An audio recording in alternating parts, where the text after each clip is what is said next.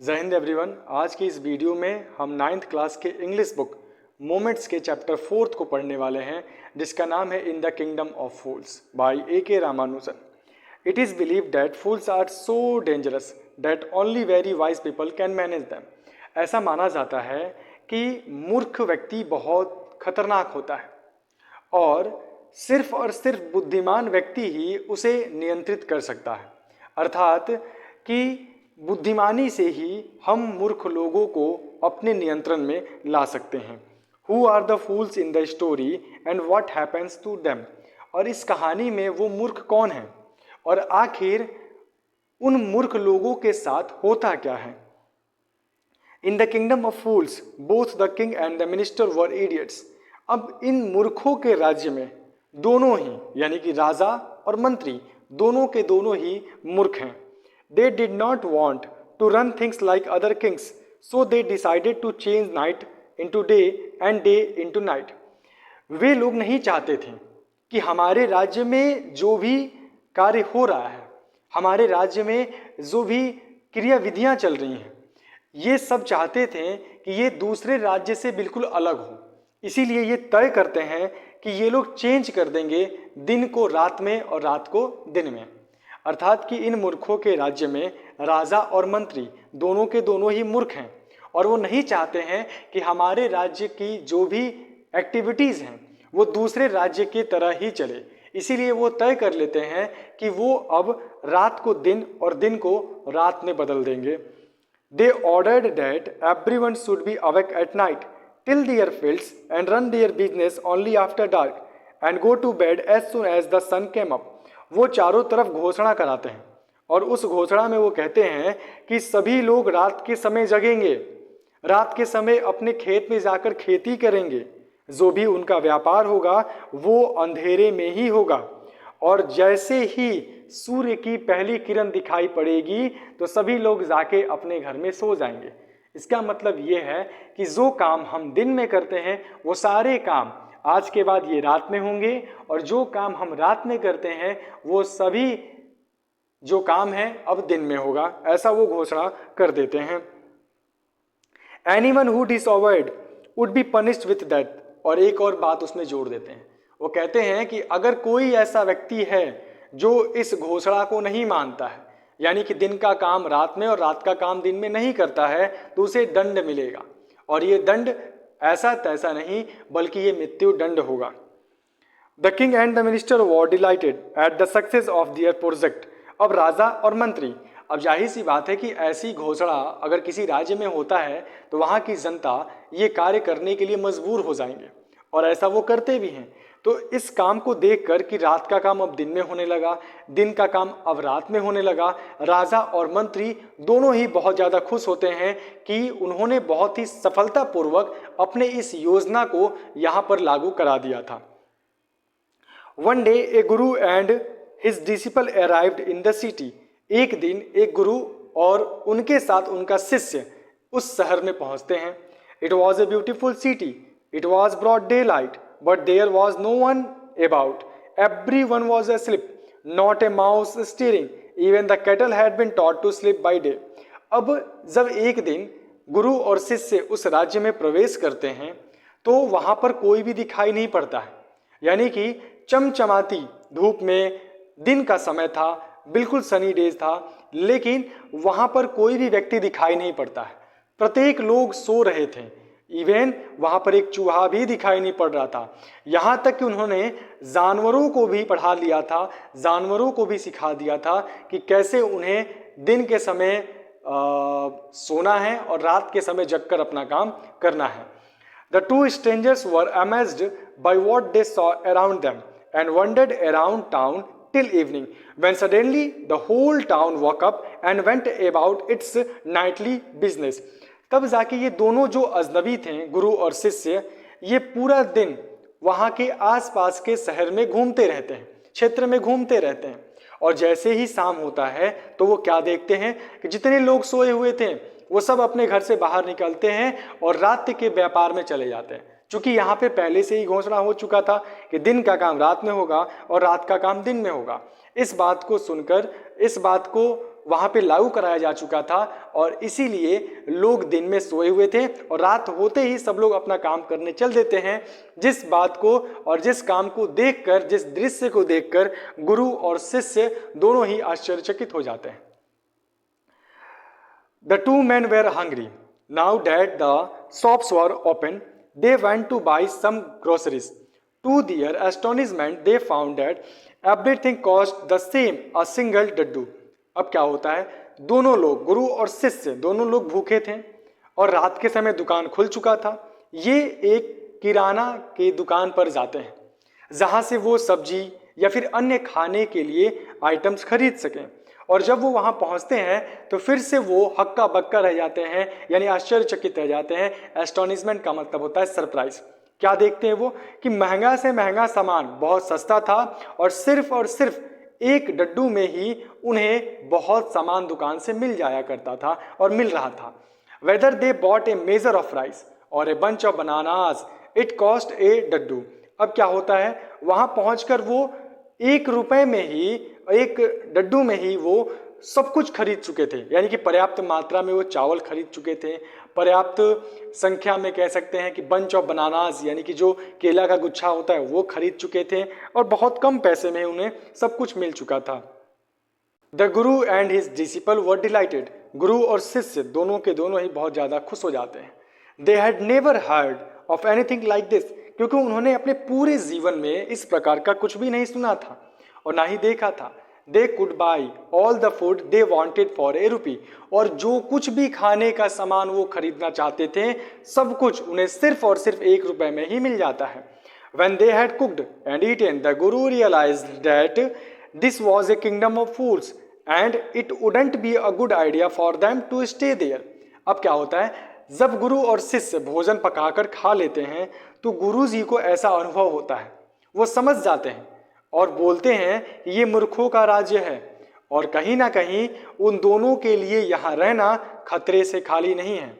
There is no place for us और let's go, he said to his disciple। और इस बात को वो समझ कर अपने शिष्य से कहते हैं कि देखो भाई, ये मूर्खों का राज्य है और तुम कुछ नहीं कह सकते कि मूर्ख अगले कदम में, अगले पड़ाव में तुम्हारे साथ क्या कर दे। और कहीं ना कहीं यहाँ मूर्खों के राज्य में हमारे लिए रहने का कोई भी जगह नहीं है, हमें यहाँ से चलना चाहिए, ऐसा वो अपने शिष्य से कहते हैं। But the disciple didn't want to leave the place, लेकिन शिष्य जो लालची था वो उस जगह को छोड़कर जाना नहीं चाहता था। एवरीथिंग वॉज चीप हियर, क्योंकि वहाँ पर सब कुछ बहुत सस्ता मिल रहा था। All he wanted was good cheap food. The guru said they are all fools, this wouldn't last very long and you can't tell what they will do to you next. शिष्य कहता है कि यहाँ पे जो सामान हम खरीदना चाहते हैं वो सब बहुत अच्छा है और बहुत सस्ता भी है, ऐसा वो कहता है। तभी गुरुजी कहते हैं कि देखो भाई, यहाँ पर जो लोग भी हैं सबके सब मूर्ख हैं और ये लंबे समय तक नहीं चलने वाला। ऐसी मूर्खतापूर्ण कार्य ऐसे लंबे समय तक नहीं चलेंगे। और तुम ये बात भी नहीं कह सकते हो कि अगले ही कदम पर, अगले ही पल में ये मूर्ख तुम्हारे साथ कुछ भी कर सकते हैं, तो ये जगह सही नहीं है, हम चलते हैं। But the disciple wouldn't listen to the guru's wisdom, लेकिन उस बेवकूफ शिष्य को गुरु जी के इस बुद्धिमानी को ना मानकर उसने सबसे बड़ी मूर्खता कर दिया। अर्थात कि शिष्य ने गुरु जी के इस बुद्धिमानी को समझा ही नहीं। ही वॉन्टेड टू स्टे, वो वहाँ रहना चाहता था। The guru finally give up and said do what you want और I am going and left. तो अंत में गुरुदेव हार मान जाते हैं और कहते हैं तुम्हें जो मन कर रहा है वो करो, मैं तो चला, और वहाँ से वो चले जाते हैं ऐसा बोलकर। The disciple stayed on and at his field every day bananas and ghee and rice and wheat and Guru fat like a street side sacred bull. अब वहाँ पर जो शिष्य रहा वो रहकर रोज अच्छे अच्छे आइटम्स खाया करता था, जैसे में चावल यानी कि राइस हो गया, घी हो गया, बनानास हो गया, व्हीट हो गया, और इस प्रकार से बहुत ही कम पैसे में अच्छे अच्छे सामान खरीद कर खाता था। और देखते ही देखते वो उस बैल की तरह हो गया जो कि गली में घूमते हैं।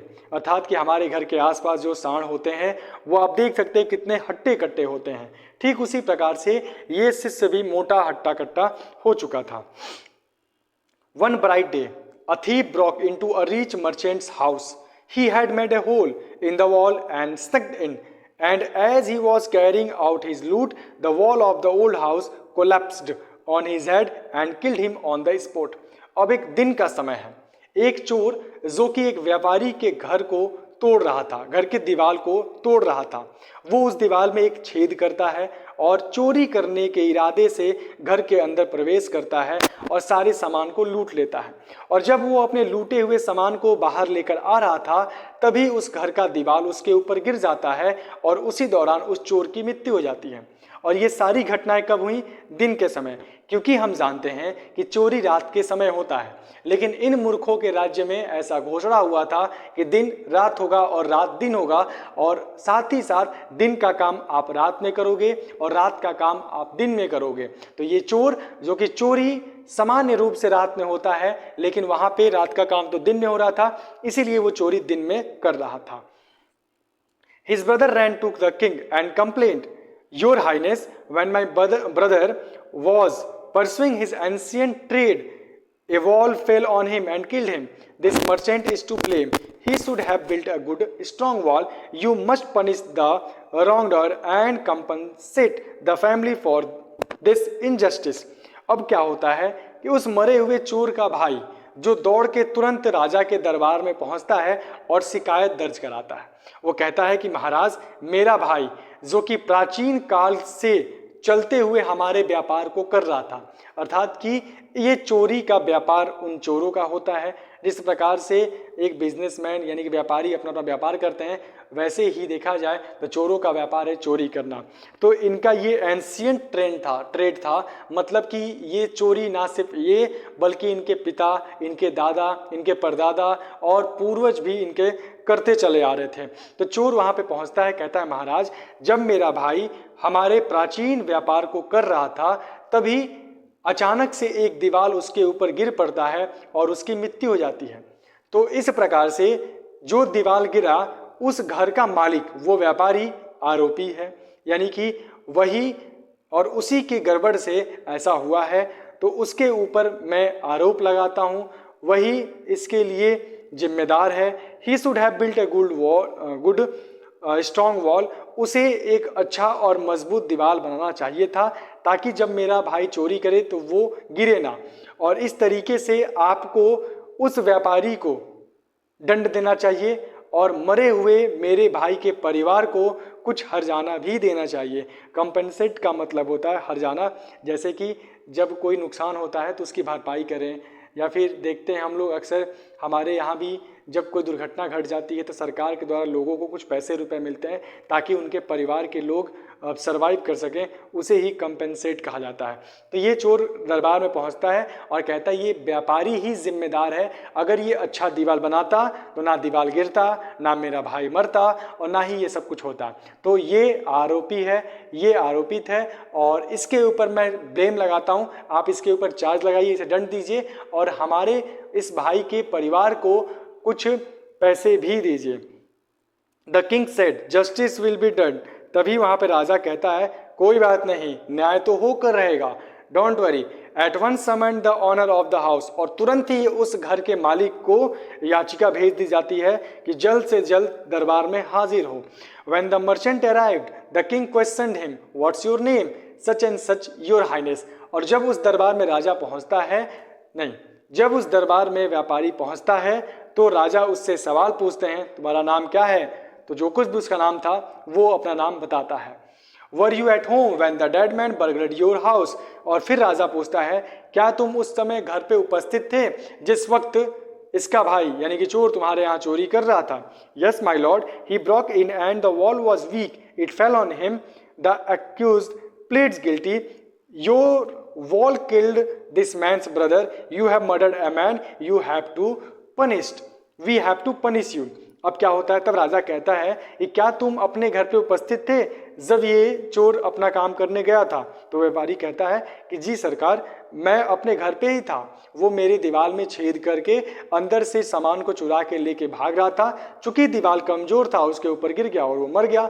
तब राजा कहता है कि इसका मतलब कि तुम ही जिम्मेदार हो, तुम ना दीवार खराब बनाते, ना दीवार गिरता, ना ये चोर मरता और ना ही ऐसा केस आता, तो इस हिसाब से तुम्हें दंड मिलेगा, ऐसा राजा कहते हैं।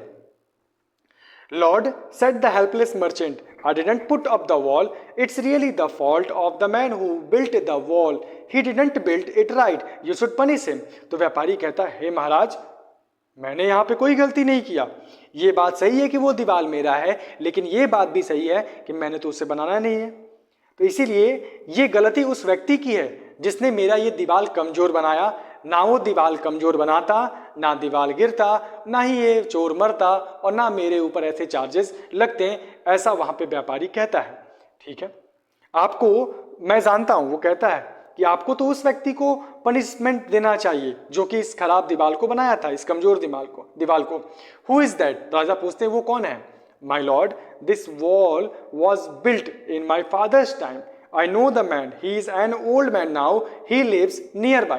तभी वो कहता है, मेरे भगवान, मैं जानता हूं कि ये दीवार जो है ये मेरे पिता के समय में बना है, और मैं ये भी जानता हूं कि किस व्यक्ति ने इस दीवार को पुराने समय में बनाया था.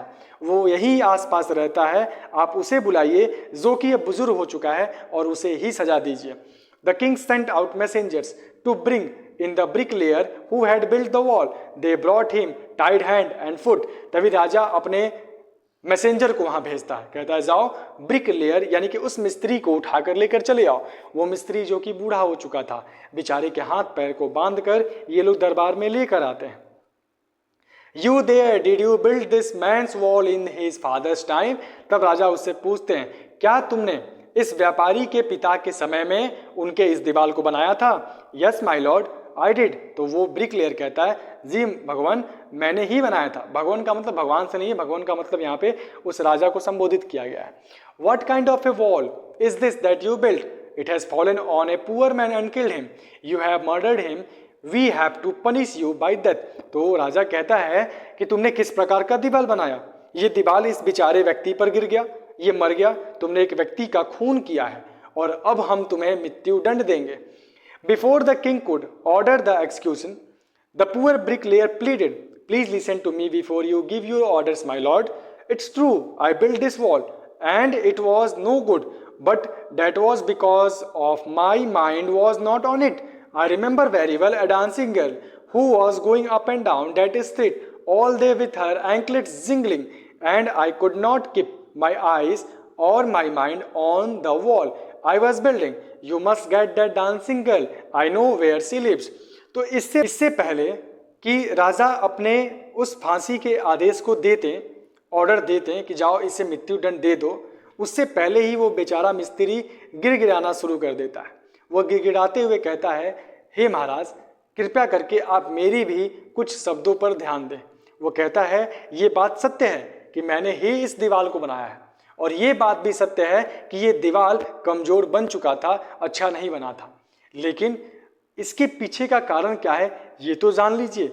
इसके पीछे का कारण ये है कि मेरा ध्यान उस समय इस दीवार को बनाने पर नहीं था.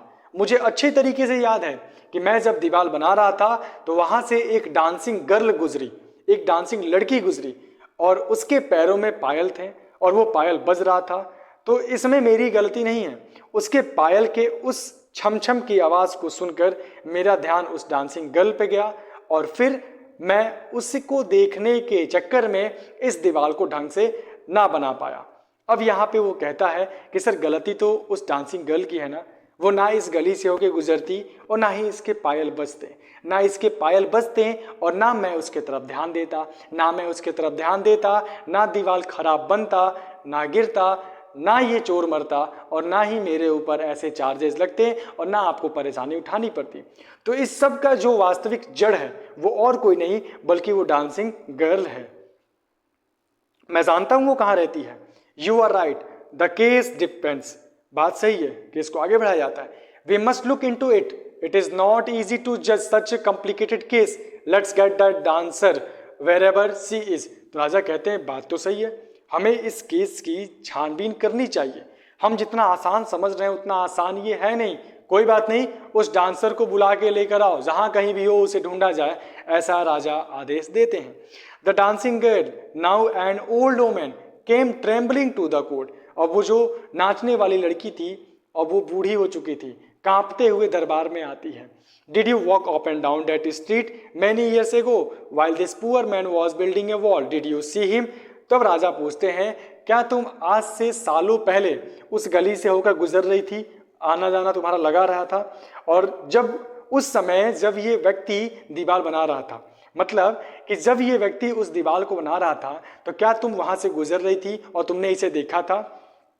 Yes my lord, I remember it very well. तो वो भी कहती है, जी महाराज मैंने देखा था, मुझे अच्छे तरीके से याद है। So you did walk up and down with your anklet jingling, you were young and you distracted him so he built a bad wall. तो फिर राजा कहता है, देखो भाई, तुम वहां से अप एंड डाउन बार बार की हो, तुम्हारे पायल बज रहे थे, ये बुढ़ा मिस्त्री तुम्हारे तरफ देख के डिस्ट्रैक्ट हो गया, यानी आकर्षित हो गया, और इसके वजह से इसने खराब दीवार बना दिया जो कि इसके ऊपर गिर चुका है, बेचारे इस चोर के भाई के ऊपर, ये मर चुका है, अब तुम्हें सजा मिलेगी। It has fallen on a poor burglar and killed him, you have killed an innocent man, you will have to be punish. तो वो कहता है कि राजा कहता है कि ना तुम गुजरती, ना तुम्हारे पायल बजते, ना ये बूढ़ा मिस्त्री तुमको देखता, ना खराब दीवार बनाता, ना गिरता, और ना ही इतने बड़ी ड्रामा यहाँ पे क्रिएट होता, ना मेरे पास केस आता। तो सबकी जड़ तुम हो, तुम्ही ने ही इस बेचारे व्यक्ति को मारा है। देखो बाबू, केस कहाँ से कहाँ आ गया, अब तुम्हें सजा मिल के रहेगी, ऐसा राजा कहता है। She thought for a minute and said, my lord, I know now why I was walking up and down that street. I had given some gold to the goldsmith to make some jewelry for me. He was so a lazy scoundrel. He made so many excuses, said he would give it now and he would give it then, and so on all day. He made me walk up and down to his house a dozen times. That was when this bricklayer saw me. It is not my fault, my lord. It is the damn goldsmith's fault. Poor things. She is absolutely right. अब क्या होता है बाबू, तभी वो dancing girl कहती है, ये बात सही है कि मैं वहां से गुजर रही थी, लेकिन जरा ये बात भी तो सुन लीजिए कि आखिर मैं वहां से क्यों गुजर रही थी।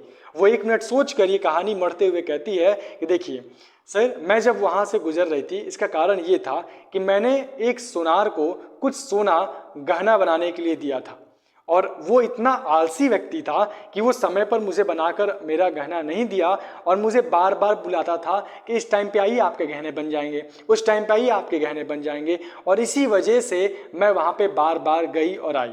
अब जरा सोचिए आप, अब जब समय पर वो सुनार मुझे गहना बना के दे देता तो ना मुझे बार बार वहाँ पे जाना पड़ता, और मैं ना वहाँ बार बार जाती, ना ही मेरे पायल बजते, और ना जब मेरे पायल बजते तो ना ये मिस्त्री मुझे देखकर मेरी तरफ अट्रैक्ट होता, और ना ये अट्रैक्ट होता, ना इसका ध्यान भटकता, ना खराब दीवार बनता, ना इस चोर के ऊपर गिरता, और ना ही ये मरता। तो जाहिर सी बात है, आप तो समझ चुके होंगे भगवान कि इसमें मेरी गलती नहीं है, इसमें गलती तो उस गोल्ड स्मिथ यानी कि सुनार की है, जिसने मेरा गहना लेने के बावजूद भी मुझे समय पर गहना नहीं दिया था, और इतनी बड़ी समस्याएं खड़ी होंगी।